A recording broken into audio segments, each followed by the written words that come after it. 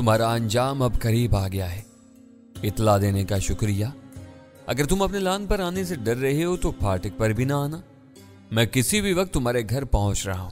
तुमसे दो बदू बात करके ही कुछ तय किया जा सकेगा। मैं गीदड़ भभकियों में नहीं आऊंगा। मर्द के बच्चे हो तो यहां आकर दिखाओ। मैं बहुत शौक से तुम्हारी खाल के जूते बनवा कर पहनूंगा। मैंने मजीद कुछ कहे बगैर फोन बंद कर दिया।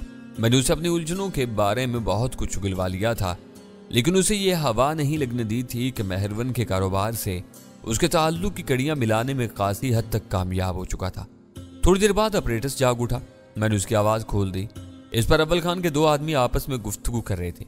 इनकी वो सारी गुफ्तगू कोड्स वर्ड्स में थी जो मेरे पल्ले नहीं पड़ सकी। इनकी बातें खत्म होती अव्वल खान लाइन पर आ गया। वो मुझसे बात करने का ख्वाहा था। मैंने ऑपरेटर पर उसका मुकम्मल पैगाम सुन लेने के बाद नशरी बटन दबाकर अपनी मौजूदगी का ऐलान किया। साथ उसे यह भी बता दिया कि खट्टूमल पिछली रात के हमले की जिम्मेदारी कबूल कर चुका है। Very good. मेरी बात मुकम्मल होने पर अव्वल खान की आवाज उभरी। ये उसके खिलाफ फर्द जुर्म में एक नुमाया इजाफा है। इस्लामाबाद से उसके घर का सर्च वारंट फैक्स पर मिल चुका है। एक काम जल्द अज जल्द मुकम्मल करने की कोशिश करो। इस वक्त मैंने उसे इतना खौफजदा किया हुआ है कि वो अपने घर से बाहर निकलने की हिम्मत नहीं कर सकेगा। उसे वहीं छाप लो। पूरे शहर में आईजी के सिवा किसी को कुछ मालूम नहीं। मैं इसी के दफ्तर की तरफ जा रहा हूँ। इलाकाई मजिस्ट्रेट को भी पुलिस हेडक्वार्टर में तलब कर लिया गया है। उसके पहुंचते ही आईजी की निगरानी में छापा मारा जाएगा। मैं मुबस्सिर के तौर पर कार्रवाई में शामिल रहूंगा। सुल्तान शाह मेरे साथ है। मैं तुम्हारी कामयाबी के लिए दुआगो हूं। मुझे नतीजे से जरूर आगाह करना। Over and all. अव्वल खान ने अपना फर्ज पूरा करके खामोशी इख्तियार कर ली। मेरे पास इंतजार के सिवा कोई काम बाकी नहीं रहा था। न्यूयॉर्क से राब्ते के लिए वो वक्त नामौजू था।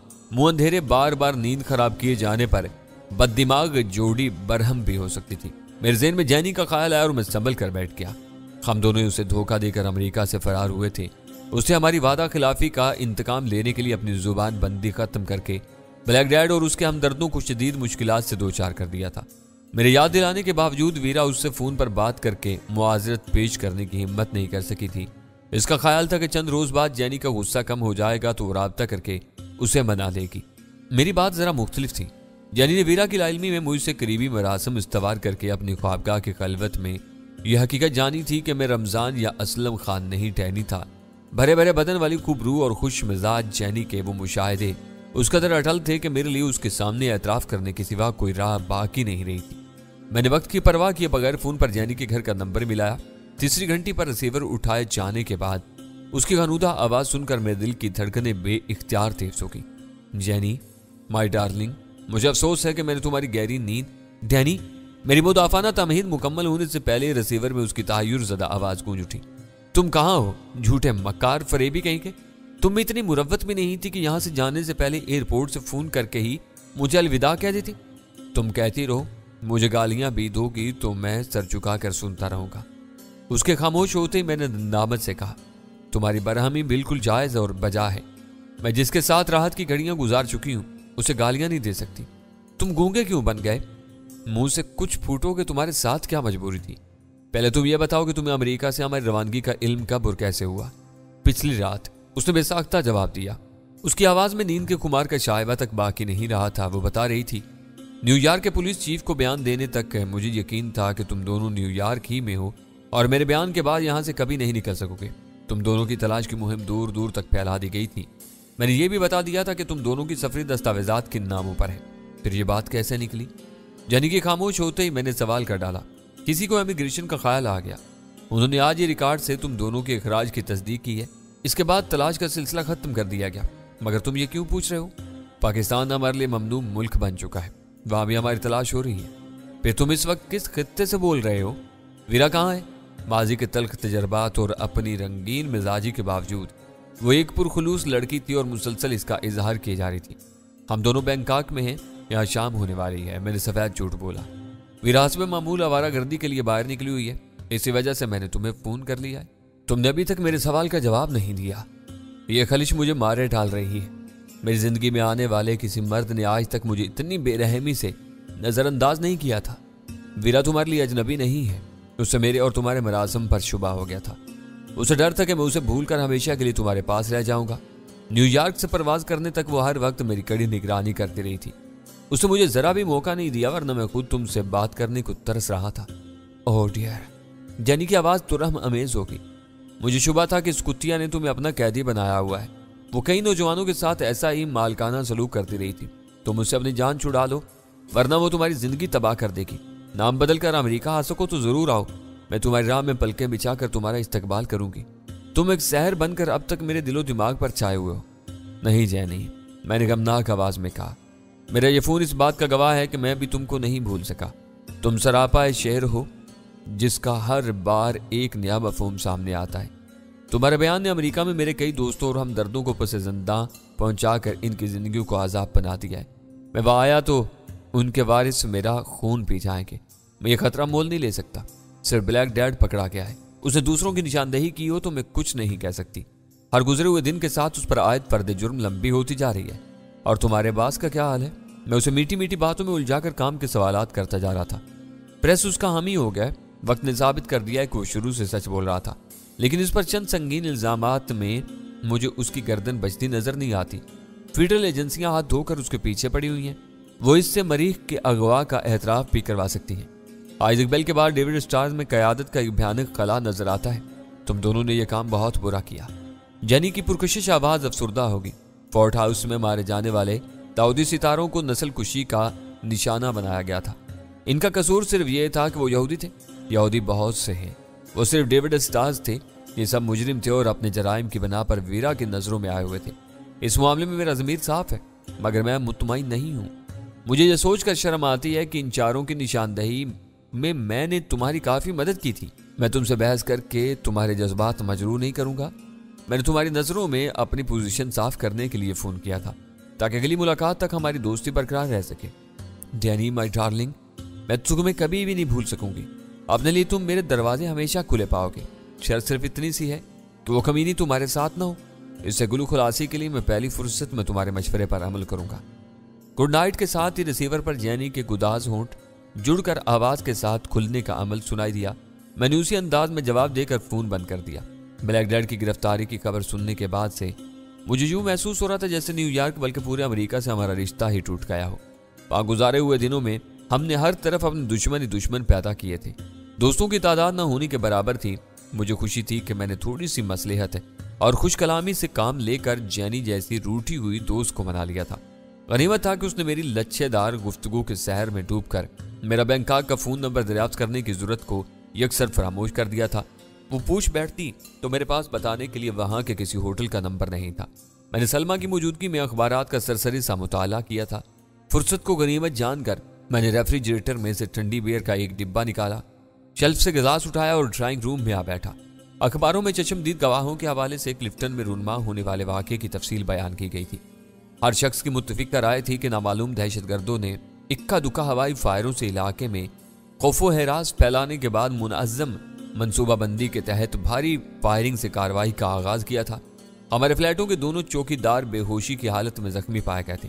ان دونوں کا بیان تھا کہ اندھیرا پھیلنے کے بعد 4 آدمی گولیاں برساتے ہوئے اندر گھسے تھے اور اپنی راہ میں آنے پر ان دونوں کو آئینی ہتھیاروں کی ضرب لگا کر بے ہوش کر دیا گیا تھا۔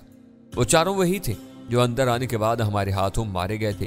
سیڑھیوں پر موت کے گھاٹ اترنے والوں کے بارے میں یہ تعین کرنا مشکل تھا کہ اوپر جاتے ہوئے گولیوں کا نشانہ بنے تھے یا واپسی پر موت نے انہیں گھیر لیا تھا، لیکن برآمدے میں ملنے والی دونوں لاشوں کی پوزیشن سے صاف ظاہر ہو گیا تھا کہ وہ باہر بھاگتے ہوئے موت کی زد میں آئے تھے۔ اس دوران میں پولیس سرے سے موجود ہی نہیں تھی۔ عمارت میں رہنے والوں میں سے کسی نے اپنے فلیٹ میں مداخلت کی شکایت نہیں کی تھی۔ اسے سب سے بڑا سوال یہ تھا کہ وہ چاروں کس کی گولیوں کا نشانہ بنے تھے۔ یہی سوال باہر سے ملنے والی 2 لاشوں کے بارے میں اٹھایا گیا تھا۔ اخبار والے اپنی میزوں پر بیٹھ کر جائے واردات سے ملنے والے شواہد اور کوائف کا تجزیہ کر کے سنگین نوعیت کے سوال پیدا کرنے اور پھر ان کے جواب ایجاد کرنے میں بلا کے ماہر ہوتے ہیں۔ انہوں نے مشترکہ طور پر یہ نظریہ قائم کیا تھا کہ واقعات 2 مخالف گروہوں میں باہمی تصادم کا نتیجہ بھی ہو سکتے تھے۔ باہر سے آنے والوں میں خون ریز لڑائی کی جزویات حیران کن مہارت سے تیار کی گئی تھیں۔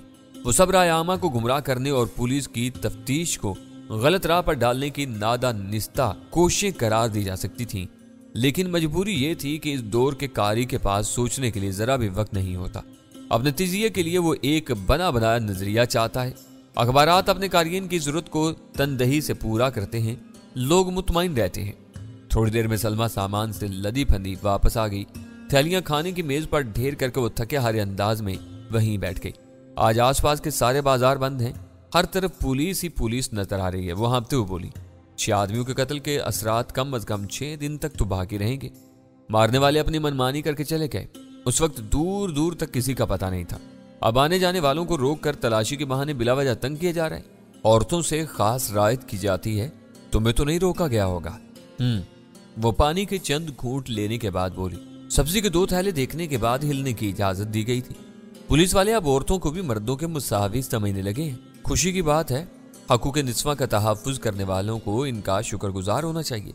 कहीं से तो मुसावात की इब्तदा होनी ही थी। ये नेक काम पुलिस वालों ने शुरू कर दिया। वो मुस्कुराती हुई अपनी ख्वाबगाह की तरफ चल गई और मैं सोफे पर नीम तराज हो गया। सलमा अपने कमरे में से लिबास तब्दील करके सीधी मेरे पास आई। वो जहांगीर की बीवी थी, इस रंग की काफी मुमासलत के बावजूद बियर और स्कॉच में तमीज कर सकती थी। फिर मेज पर बियर का खाली डिब्बा भी रखा हुआ था। उसने मेरे शुगल पर कोई एतराज नहीं किया। कुछ देर बैठी आजादाना अंदाज में इधर उधर की बातें करती रही, फिर किचन में गायब हो गई। थोड़ी देर बाद वीरा का फोन आ गया। सलमा किचन में थी, इसलिए कॉल मुझे ही वसूल करनी पड़ी। सबसे तुम्हारी जान छूट गई, वहां बड़े ऐश कर रहे होगे। वो चाय की ऐश तुम्हारे हैं कि वहां गजाला के अलावा अव्वल खान की फैमिली भी मौजूद है, मगर वक्त बहुत बेकैफ गुजरा है, किसी चीज में दिल ही नहीं लग रहा। वो तुम्हारा नहीं अव्वल खान का घर है। मैंने उसे तादीब की, अपनी उल्टी सीधी हरकतें शुरू ना कर देना। उसकी कदामत परस्त बीवी नाराज भी हो सकती है। वो पर्दे की सख्ती से पाबंदी जरूर करती है, लेकिन जरा भी कदामत परस्त नहीं है। पढ़ लिख कर हर लड़की इतनी ही रोशन ख्याल हो जाती है, कमली जिंदगी से आसानी से समझौते कर लेती है। क्या वो भी तुम्हारी हमजोक है? मैंने उसका मजाक उड़ाने की कोशिश की। मेरी हमसरी नहीं कर सकती। अव्वल खान ने रास्ते ही में मुझे हर बात समझा दी थी। उसे बीवी के बजाय बच्चों की फिक्र थी। मैं अपने कमरे में जो चाहूं कर सकती हूँ, किसी को एतराज नहीं होगा। तो फिर ऐश करो, मेरे कान क्यों खा रही हो? मैंने तुर्शी से कहा।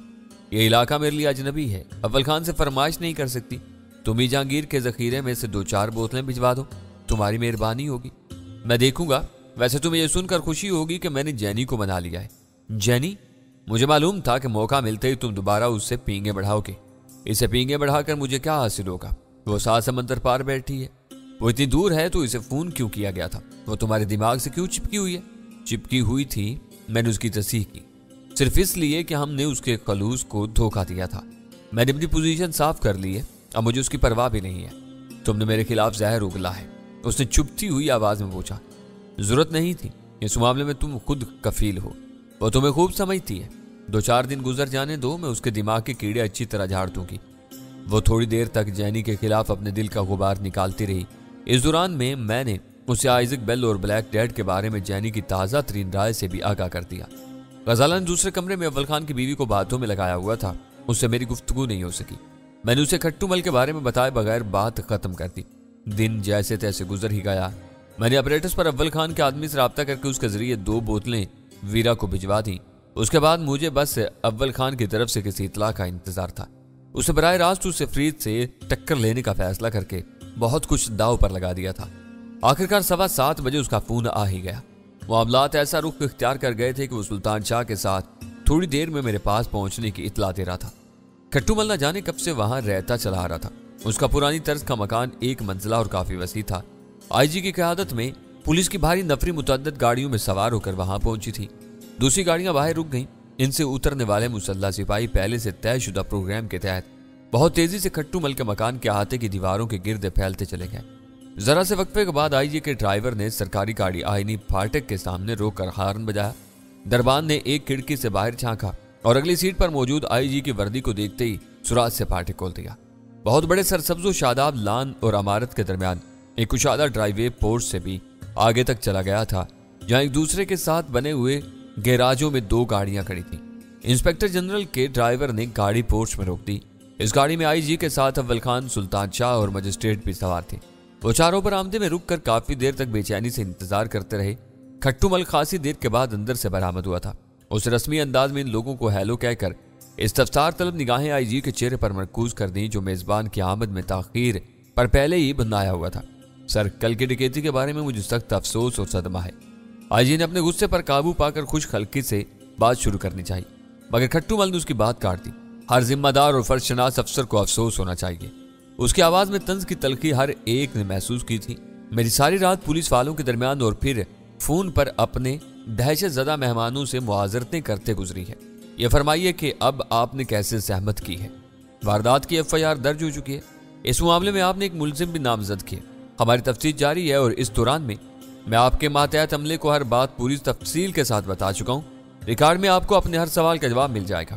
مشکل یہی ہے کہ کسی وقوعے کی رپورٹ درج کرانے والے کا گھر پولیس والوں کی مستقل آماجگاہ بن جاتا ہے۔ خوش اخلاقی اور نرم گفتاری کی شہرت رکھنے والا کھٹو مل اس وقت ضرورت سے زیادہ بد مزاجی کا مظاہرہ کرنے پر تلا ہوا تھا۔ آنے والے افسر اعلیٰ کا عہدہ پہچان دینے کے باوجود اس نے اسے ڈرائنگ روم میں چلنے یا پھر برآمدے میں پڑی کرسیوں پر بیٹھنے کی پیشکش نہیں کی تھی۔ اس بار آئی جی کی قوت برداشت جواب دے گی۔ اس نے درست لہجے اور اونچی آواز میں بولنا شروع کر دیا۔ آپ اپنی بولے جا رہی ہیں، ذرا سی میری گزارش بھی سن لیں۔ ہم یہاں آپ سے کسی باز پرس یا اظہار افسوس کے لیے نہیں، خانہ تلاشی کے لیے آئے ہیں۔ آئی جی کی زبان سے وہ انکشاف سن کر کھٹو مل بھونچ کا رہ گیا۔ اس کے دیدے حیرت سے پھیل گئے۔ میرے گھر ڈکیتی ہوئی اور اب میری ہی خانہ تلاشی ہوگی؟ اس کا کوئی اختیار ہے تمہارے پاس؟ حیرت، غصے اور بے یقینی کی ملی جلی کیفیت میں وہ اعصاب زدہ ہو کر آپ سے تم پر آ گیا تھا۔ یہ لو۔ مجسٹریٹ نے اپنی جیب سے ایک کاغذ نکال کر اس کی طرف بڑھا دیا۔ میں یہاں کا مجسٹریٹ ہوں اور تلاشی کی کارروائی میری نگرانی میں مکمل ہوگی۔ کھٹو مل نے پھٹی پھٹی آنکھوں سے اس کاغذ کے مندرجات کو دیکھا اور احتجاج کیا۔ مگر کیوں؟ میری خانہ تلاشی کا سبب کیا ہے؟ کیا میں نے اپنے مہمانوں کو خود لوٹ کر ان کا مال تجوری میں چھپا لیا؟ آئی جی کے ہونٹوں پر زہریلی مسکراہٹ پھیل گئی۔ یہ گمان تو ہمارے ذہنوں میں دور دور تک نہیں تھا۔ تم کہتے ہو تو یہ بھی دیکھ لیں گے، تلاشی کی ضرورت کیوں پیش آ رہی ہے؟ کیا تم نہیں جانتے کہ میں ایک معزز شہری ہوں؟ یہ میری کھلی توہین اور بے عزتی ہے۔ میں تم سب پر دعویٰ دائر کر دوں گا۔ تمہارے ملازمین پر شبہ ہے۔ آئی جی نے کہا۔ اندھیرے میں یہ کیسے ممکن تھا کہ ڈاکو مہمان کی ہر قیمتی چیز گھاس سے اٹھا کر لے گئے ہوں؟ ان سے بہت سی چیزیں رہ گئی ہوں گی جو تمہارے ملازموں نے پولیس کی آمد سے پہلے سمیٹ کر کہیں غائب کر دی۔ پھر سرونٹ کوارٹرز کی تلاشی لو۔ میرے گھر میں کوئی قدم نہیں رکھے گا۔ کھٹو مل پھیل گیا۔ کھٹو مل، تم ایک قانونی کارروائی میں جوڑے اٹکانے کی کوشش کر رہے ہو۔ اول خان نے پہلی بار دخل اندازی کی۔ گھر کے ہر اس حصے کی تلاشی لی جائے گی جہاں تمہارے ملازموں کی رسائی ہے۔ وہ اتنے احمق نہیں ہے کہ انہوں نے چوری کا مال اپنے بوسیدہ اور غیر محفوظ کوارٹروں میں چھپایا ہوگا۔ تمہارے گھر کے بہت سے حصے ایسے ہیں جہاں تم برسوں ہاتھ نہیں ڈالتے ہوگے۔ تمہارے ملازم روز ان کی دیکھ بھال کرتے ہیں۔ میں ابھی ایک فون کر کے آتا ہوں، پھر تم سے بات کروں گا۔ اس نے برہمی سے کہا اور مڑنے کا ارادہ کر ہی رہا تھا کہ اول خان نے سختی سے اپنا ہاتھ اس کے شانے پر رکھ دیا۔ نہیں، تلاشی مکمل ہونے تک تم کہیں نہیں جاؤ گے۔ تمہارے گھر کے تینوں فون اس وقت بے جان ہیں۔ تم تعاون کرو گے تو جاتے ہوئے ہم یہ لائنیں بحال کرا دیں گے۔ کھٹو مل کی آنکھوں میں پہلی بار سرسہمگی کے سائے لہرائے اور وہ نرم آواز میں بولا، ٹھیک ہے، تم پورے ہوم ورک کے ساتھ آئے ہو، میں اندر پردے وغیرہ کا بندوبست کر کے آتا ہوں۔ نہیں، اول خان کی سرد آواز گونجی، تماشا دیکھنے والے ملازموں کے ذریعے تم اپنا ہر پیغام اندر پہنچا سکتے ہو۔ تلاشی کے دوران میں تم مسلسل ہمارے ساتھ رہو گے۔ تم کون ہو؟ اس نے خوفزدہ لہجے میں اول خان سے پوچھا۔ تمہارے جسم پر کوئی وردی نہیں ہے۔ تمہارے پھاٹک سے باہر متعدد وردی پوش موجود ہیں۔ تمہارے اطمینان کے لیے کافی ہونا چاہیے کہ میں آئی جی صاحب کے ساتھ آیا ہوں۔ یہ کہہ کر اول خان نے اس کے چانے سے ہاتھ ہٹا لیا۔ آؤ ادھر آؤ بابا۔ کھٹو مل نے تھکی تھکی آواز میں ان چند ملازمین کو اشارہ کیا جو ادھر ادھر دبکے حیرت اور خوف سے وہ منظر دیکھ رہے تھے۔ تم نے کوئی غلط یا خفیہ پیغام دینے کی کوشش کی تو یہ تمہارے حق میں اچھا نہیں ہوگا۔ اندر جا کر بیوی لوگ کو بولو کہ بڑے افسر ہمارے گھر آئے ہیں، اندر سے کمرے دیکھیں گے، سب میرے کمرے میں جمع ہو جائیں، دروازہ بند کر کے پردے بھی گرا لیں۔ نوکروں نے اپنی جگہ سے جنبش ہی کی تھی کہ اول خان نے تحکمانہ انہیں روک لیا اور کھٹو مل سے کہا، ہم تلاشی کا آغاز تمہارے کمرے ہی سے کریں گے، عورتوں کو کسی اور کمرے میں بھیج دو۔ کھٹو مل کے چہرے کا رنگ اڑ گیا۔ میرے کمرے کی تلاشی؟ کیا تم مجھے ڈاکو سمجھ رہے ہو؟ ہم بھول کر بھی ایسا نہیں سوچ سکتے، یہ خیال تم نے خود پیش کیا تھا۔ اول خان نے زہر خند کے ساتھ جواب دیا۔ یہ شبہ دور کر لیں، پھر اپنا دوسرا کام شروع کریں گے۔ تم لوگ زندگی بھر پچھتاؤ گے۔ میں تم سب کو معزول کروا دوں گا۔ میں کوئی للو پنجو نہیں، کھٹو مل راجوانی ہوں۔ پتہ نہیں کس نے تمہیں میرے خلاف بہکا دیا ہے۔ میں کہہ رہا ہوں کہ تمہیں یہاں کچھ نہیں ملے گا۔ تم میرے گھر میں اپنا وقت اور مستقبل برباد کر رہے ہو۔ تم سے جو ہو سکے وہ کر لینا، مگر اس وقت تلاشی ہوگی اور اسی طرح ہوگی جس طرح میں کہہ رہا ہوں۔ اول خان نے ایک ایک لفظ پر زور دے کر کہا، تم جتنی تکرار کرو گے تلاشی اتنی ہی تفصیل اور باریک بینی سے لی جائے گی۔ ہر بڑے گھر میں کچھ نہ کچھ ہوتا ہے، کچھ بھی نہ ملا تو تم ولایتی شراب کی چند بوتلوں کا قانونی جواز بھی نہیں دے سکو گے۔ ہم سے تعاون کرو، اسی میں تمہارا فائدہ ہے۔ ठीक है, उसने अपने मुलाजमों से कहा, बीबी लोग को गोल कमरे में भेज दो। अव्वल खान की उकाबी नजरें मुलाजमीन के चेहरों को घूर रही थीं। खट्टूमल की नई हदायत पर उनकी आंखों में तजब्जुब के आसार देखकर अव्वल खान फौरन मामले की तह तक पहुंच गया। खट्टूमल, वो तेज आवाज में घुराया, चालाक बनने की कोशिश मत करो, गोल कमरा ही तुम्हारा कमरा है। आपने नौकरों को इम्तिहान में मत डालो, वरना हम खुद ऊंची आवाज में तुम्हारी औरतों को पर्दे में चले जाने का हुक्म देकर अंदर दाखिल हो जाएंगे। अंदर कुछ नहीं है, मगर ये मेरी इज्जत का सवाल है। इस बार वो बिखर कर रह गया, फिर नीची आवाज बोला, मेरे घर की तलाशी लिए बगैर लौट जाओ, मैं तुम्हें मुंह मांगी रकम अदा करूंगा। हमारे शुकूक व शुबात बढ़ते ही जा रहे हैं। आईजी ने अपनी छड़ी को फिजा में हिलाते हुए कहा, यह सौदेबाजी तलाशी के बाद ही होगी। खट्टूमल की मायूस आंखों में उम्मीद के दिए जल उठे। कभी सौदा कर दो, बोलो क्या मांगते हो? नोटों के भिखारी यूं तुम्हारे रूबरू नहीं आ सकते थे। आईजी ने उसे फटकार दिया, इसलिए मैं खुद यहाँ आया हूँ। रिश्वत की पेशकश करके तुम पहले जुर्म का मुर्तकिब हो चुके हो, दूसरा जुर्म कानून की मुजाहमत का है, और ये सब इसके चशमदीद गवाह है। जाओ, औरतों को पूजा वाले कमरे में भेज दो। इस बार खट्टूमल की बात पूरी होते ही उसके मुलाजिम किसी तजब्जुब के बगैर दौड़ते हुए अंदर चले गए।